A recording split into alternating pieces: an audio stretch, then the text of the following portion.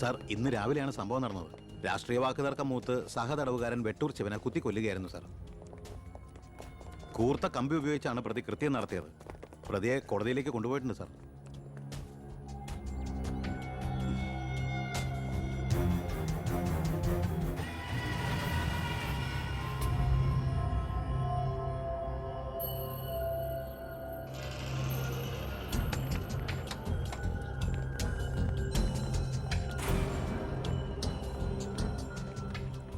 ഒന്നുകിൽ ദൈവം അച്ഛനെ കേസിൽ നിന്ന് രക്ഷിച്ചു, അല്ലെങ്കിൽ അച്ഛൻ സമർത്ഥമായി സ്വയം രക്ഷപ്പെട്ടു.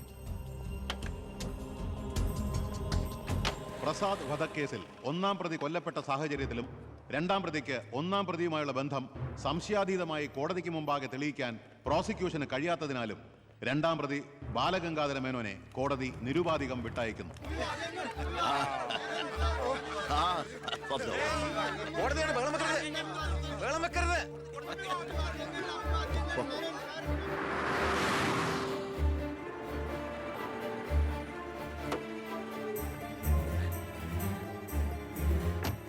ലക്ഷ്മി, ലക്ഷ്മി, അറിഞ്ഞോ നീ? ഞാൻ കേസ് ജയിച്ചടി. ഞാൻ നിരപരാധിയാണെന്ന് കോടതിക്ക് ബോധ്യായി. പത്രക്കാരുടെയും ടി വിക്കാരുടെയും മുമ്പിൽ വെച്ച് നിന്റെ പുന്നാരമോൻ വീരവാദം മുഴക്കിയതല്ലേ? ഞാൻ നിരപരാധിയാണെന്ന് തെളിഞ്ഞാൽ എനിക്ക് വേണ്ടി മന്ത്രിസ്ഥാനം രാജിവെച്ച് ഒഴിഞ്ഞോളാമെന്ന്. നീ ചെന്ന് പറയടി അവനോട് രാജിവെക്കാൻ. നിങ്ങൾക്ക് എന്താ ഭ്രാന്ത് പിടിച്ചോ? ഭ്രാന്തായിരുന്നടി, അധികാരം കയ്യില്ലാത്തന്റെ ഭ്രാന്ത്. എനിക്ക് അറിയാൻ പാടില്ലാണ്ട് ചോദിക്കുക, നിങ്ങൾക്ക് ഇതുവരെ മന്ത്രിയായി കൊതി തീർന്നില്ല? ഇല്ല, എന്റെ ഏറ്റവും വലിയ ലഹരിയ അധികാരം, മന്ത്രിസ്ഥാനം. മനസ്സിലാവില്ല നിനക്കൊന്നും. എനിക്ക് മന്ത്രിയായിട്ട് തന്നെ ജീവിക്കണം, മന്ത്രി കസേരയിൽ ഇരുന്ന് തന്നെ മരിക്കണം. നിനക്കറിയോ, അധികാരം നഷ്ടപ്പെട്ടത് മുതൽ മനസമാധാനത്തോടെ ഞാൻ ഉറങ്ങിയിട്ടില്ല. വീണ്ടും മന്ത്രിയാകുക എന്നുള്ള എന്റെ ഒരു വാശിയാടി. നീ അവനോട് വാക്ക് പാലിക്കാൻ പറയടി. ഇതൊക്കെ നേരിട്ട് ചെന്ന് പറഞ്ഞാ മതി.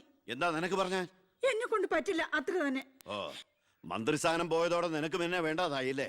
എന്നെ അനുസരിക്കാൻ കഴിയില്ലെങ്കിൽ പൊയ്ക്കോ ആഭ്യന്തരമന്ത്രിയുടെ വീട്ടിലേക്ക്. ബാക്കിയുള്ള ജീവിതം മോന്റെ കൂടെ തന്നെ അവിടെ. എന്താ അച്ഛ ഇങ്ങനെ? അച്ഛനൊഴികെ ഈ നാട്ടിലെല്ലാവരും വാനോളം പുകഴ്ത്ത ഏട്ടനെ. ഇങ്ങനെ ഒരു മന്ത്രിയെ കിട്ടിയതിൽ അഭിമാനിക്കുക. മക്കൾ തങ്ങളെക്കാൾ വലുതാവണമെന്ന് എല്ലാ അച്ഛനമ്മമാരുടെ ആഗ്രഹം. പക്ഷെ അച്ഛൻ അസൂയ. മകൻ തന്നേക്കാൾ വലുതാവുന്നുള്ള എന്റെ അസൂയ.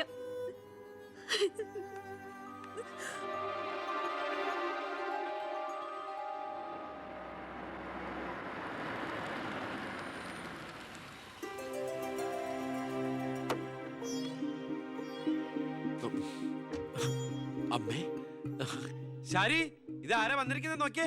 വാമേ. അമ്മേ, നീ പോയൊരു ചായ ഉണ്ടാക്കി കൊണ്ടുവാ. നിന്റെ കൈപ്പുണ്യം അമ്മയെന്ന് അറിയട്ടെ. വാമേ. അമ്മയ്ക്ക് ഇങ്ങോട്ട് വരാൻ അച്ഛൻ പെർമിഷൻ തന്ന നിലയ്ക്ക് അമ്മയുടെ ഈ വരവിന് എന്തോ ഒരു ലക്ഷ്യമുണ്ടല്ലോ. എന്താ എന്താ അമ്മയുടെ മുഖത്തിനൊരു വാട്ടം? ഇത് സന്തോഷിക്കേണ്ട സമയമല്ലേ? അച്ഛനാണെങ്കിൽ കേസെല്ലാം ജയിച്ചു, മകനാണെങ്കിൽ ഹോം മിനിസ്റ്റർ. ഞാൻ മാറി താമസിക്കുന്നു എന്നതൊഴിച്ചാൽ വേറൊരു പ്രശ്നവും ഞാൻ അമ്മയെ കാണുന്നില്ല. പറയമ്മേ, എന്താ പ്രശ്നം? എന്തിനാടാ നിനക്ക് ഈ മന്ത്രിസ്ഥാനം? നീ രാജിവെക്കണം. അപ്പോ അച്ഛൻ ഇതിനാണ് അമ്മ ഇങ്ങോട്ട് അയച്ചത്? നിന്നോട് യാചിക്കാൻ വേണ്ടിയാണ് ഞാൻ വന്നത്. അമ്മ എന്ത് പറഞ്ഞാലും ഞാൻ ഇതുവരെ അനുസരിച്ചിട്ടേ ഉള്ളൂ. പക്ഷേ ഈ കാര്യത്തിൽ അമ്മേനോട് ക്ഷമിക്കണം. ഇപ്പൊ ഞാൻ അമ്മയെ അനുസരിച്ച അത് എന്നെ ജയിപ്പിച്ചു വിട്ട ജനങ്ങളോട് ഞാൻ ചെയ്യുന്ന വഞ്ചനയായിരിക്കും. അത് തന്നെയല്ല, തുടങ്ങി വെച്ച ഒരുപാട് കാര്യങ്ങൾ എനിക്ക് പൂർത്തീകരിക്കാനുണ്ട്.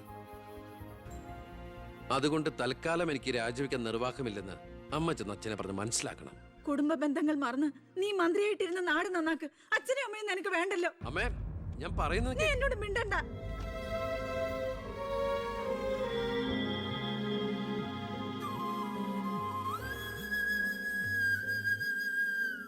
ഇല്ല, അവൻ രാജിവെക്കില്ല. അവൻ രാജിവെക്കുമെന്ന് കരുതിയ നമ്മളാ മണ്ടന്മാർ. ചക്കരക്കുടത്തിലല്ലേ കൈയിട്ടിരിക്കുന്നത്. അധികാരത്തിന്റെ മത്ത് പിടിപ്പിക്കുന്ന സുഖം അവനും അനുഭവിച്ചു കഴിഞ്ഞു. ഇനി അച്ഛന് വേണ്ടി സ്വന്തം സുഖങ്ങൾ ഉപേക്ഷിക്കാൻ മാത്രം വിഡ്ഢിയൊന്നും അല്ലവൻ. സ്വന്തം കുടുംബത്തിൽ വരെ റെയ്ഡ് നടത്തി അവൻ പ്രശസ്തി പിടിച്ചു പറ്റിയില്ലേ? ഇപ്പൊ പത്രക്കാരും ചാനലുകാരും എന്തിന് പ്രതിപക്ഷം വരെ അവനെ പൊഴുത്തുകയല്ലേ? അവൻ നാട് നന്നാക്കുക എന്തു വേണമെങ്കിലും ആയിക്കോട്ടെ, പക്ഷെ നമ്മുടെ കുടുംബത്തിൽ ഒരു അംഗമെന്നൊരു പരിഗണന ഇനി അവന് കൊടുക്കാൻ പാടില്ല. അച്ഛന്റെ മനസ്സറിയാൻ കഴിയാത്തവന് പടിക്ക് പുറത്താ സ്ഥാനം. അച്ഛൻ നോക്കിക്കോ, ഈ ചിറ്റാരിക്കര മണ്ഡലത്തിൽ വീണ്ടും ഒരു ഇലക്ഷൻ ഉണ്ടാവും അച്ഛന് മത്സരിക്കാൻ വേണ്ടി. അച്ഛൻ മുഖ്യമന്ത്രിയാകുന്നത് എനിക്ക് കാണണം. എങ്ങനെ? പുരയ്ക്കുമേതെ ചാഞ്ഞു നിൽക്കുന്നത് പൊന്നു കായ്ക്കുന്ന മരമാണെങ്കിൽ പോലും അത് വെട്ടിക്കളയണമെന്ന പ്രമാണം.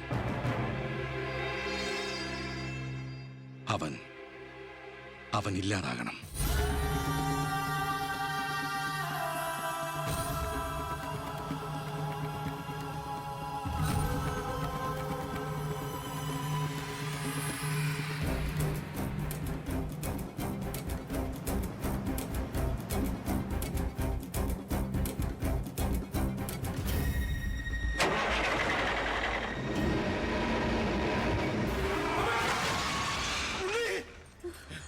എന്താ എന്തു പറ്റി?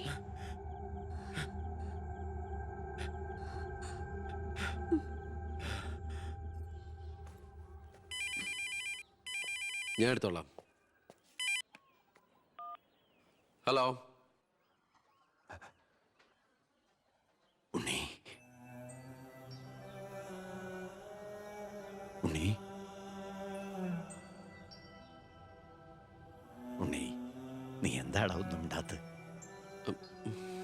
അച്ഛാ,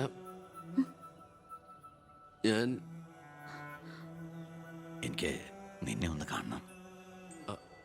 ഞാനിപ്പോ ഡൽഹിക്ക് പോകാൻ വേണ്ടി എയർപോർട്ടിൽ പോകാൻ നിൽക്കുക. എന്തായാലും ഞാൻ അവിടെ വന്നിട്ട് നീ പോയാൽ മതി. ഉടനെ എത്താം. അച്ഛനാ, ആ ശബ്ദത്തില് പഴയ സ്നേഹവും വാത്സല്യവും ഒക്കെ എന്നെ ഉണ്ണീന്ന് അച്ഛൻ പണ്ടങ്ങ് വിളിച്ച് കേട്ടതാ. പിന്നെ ഇപ്പോഴാ ഇങ്ങോട്ട് വരണുണ്ടെന്ന്. ഈശ്വര.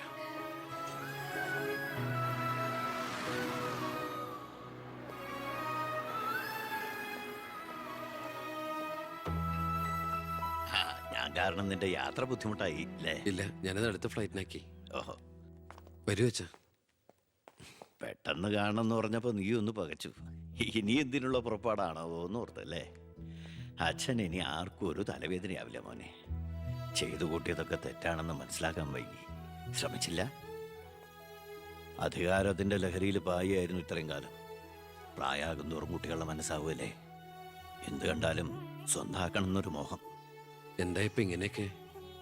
മുന്നിലേക്ക് നോക്കിയപ്പോഴോ തിരിഞ്ഞു നോക്കിയപ്പോഴോ ഒരു കാര്യം എനിക്ക് ബോധ്യായി. ഞാനെന്ന രാഷ്ട്രീയക്കാരൻ വെറും ഒരു വട്ടപൂജ്യമാണെന്ന്. എന്നിൽ അച്ഛൻ ഒരു മൃഗമായിരുന്നു എന്ന്. പ്രായശ്ചിത്തം ചെയ്ത പാപങ്ങൾക്ക് പരിഹാരമാകുമെങ്കിൽ ഞാൻ മോന്റെ കാല് പിടിക്കും. അച്ഛാ, അങ്ങനെയൊന്നും പറയല്ലേ. മതിയായി, എല്ലാം മതിയായി. ഞാൻ ഇന്നുവരെ അഴിമതിയിലൂടെ ഉണ്ടാക്കിയതൊക്കെ സർക്കാരിന് തിരിച്ചു കൊടുക്കാൻ പോവാ.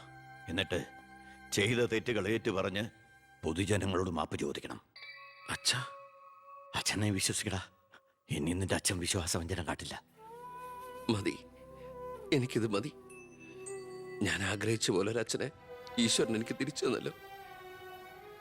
അറിഞ്ഞോ അറിയാതെയോ അച്ഛനെ ഞാൻ വേദനിപ്പിച്ചിട്ടുണ്ടെങ്കിൽ അത് ഇങ്ങനൊരു അച്ഛൻ്റെ മകനായിട്ട് ജീവിക്കാൻ വേണ്ടിയിട്ടാ. ഇനി എൻ്റെ അച്ഛന് വേണ്ടി ഈ സ്ഥാനമാനങ്ങളൊക്കെ ഉപേക്ഷിക്കാൻ എനിക്ക് സന്തോഷമേ ഉള്ളൂ. വേണ്ടടാ, എനിക്ക് മന്ത്രി ഒന്നും ആകണ്ട. നീ ആ ശരി. നിന്നെപ്പോലുള്ള ചെറുപ്പക്കാരാണ് ഇനി ഇവിടെ ഭരിക്കേണ്ടത്. അടുത്ത തലമുറ നിന്നെ മാതൃകയാക്കുന്നത് നിറഞ്ഞ മനസ്സോടെ എനിക്ക് കാണണം. എന്നിട്ട് ഇങ്ങനെ ഒരു മന്ത്രിയുടെ അച്ഛനായിട്ട് ഇനിയുള്ള കാലം അഭിമാനത്തോടെ എനിക്ക് ജീവിക്കണം. ആ മോളെ, വന്നു കയറിയ മഹാലക്ഷ്മിയെ ആട്ടിപ്പായിച്ചവനാ ഞാൻ. എല്ലാ സൗഭാഗ്യങ്ങളും നിങ്ങൾക്ക് ഈശ്വരൻ തരും. നന്നായി വരും. ഉണ്ണി, ഇപ്പൊ എനിക്ക് മനസ്സിന് എന്തൊരു സ്വസ്ഥതയാണെന്നറിയൂടാ. ഇനി എനിക്കെല്ലാം മറന്ന് സമാധാനമായിട്ട് ഉറങ്ങണം. വരട്ടേടാ. ആ, നീ ഡൽഹി യാത്ര കഴിഞ്ഞ് തിരിച്ചു വന്നാൽ ഉടൻ 2 പേരും തറവാട്ടിലേക്ക് താമസം മാറണം. പറ്റേ മോളെ? ആ.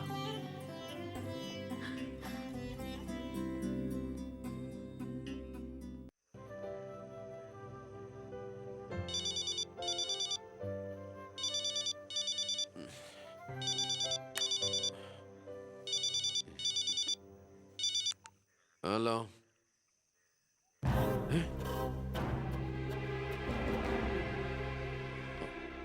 എപ്പോ?